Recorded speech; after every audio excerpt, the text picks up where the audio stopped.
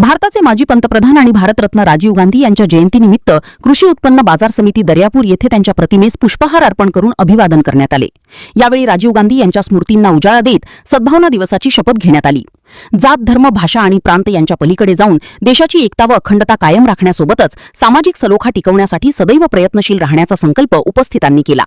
या कार्यक्रमास कृषी उत्पन्न बाजार समितीचे सभापती तथा तालुका काँग्रेस कमिटीचे अध्यक्ष सुनील पाटील गावंडे, संचालक भारत भाऊ आठवले, आसिफ भाई खान, प्रभारी सचिव श्री आगरकर, खरेदी विक्री संघाचे संचालक दिनकरराव गायगोले, बाळासाहेब टोळे, जिल्हा काँग्रेस कमिटीचे सचिव अतिश भाऊ शिरभाते, शहराध्यक्ष श्रीकांत दादा होले, तसेच विलास भाऊ अघडते, प्रमोद पाटील साखरे, विशाल भाऊ देशमुख, शेख अफसर अजीम खान, पत्रकार हरिदास भाऊ खडे, हिम्मतराव मातकर, साहेबराव जामनिक आदी उपस्थित होते।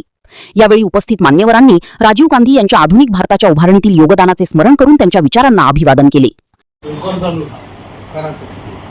मी अशी शपथ घेतो की मी जात संप्रदाय प्रदेश धर्म अथवा भाषेचा भेदभाव न करता सर्व भारतवासियांमध्ये भावनिक ऐक्य आणि सद्भावना वाढीसाठी प्रयत्नशील राहील।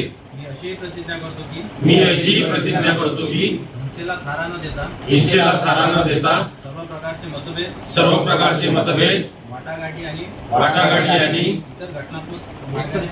इतर घटनात्मक मार्गाने सोडेल।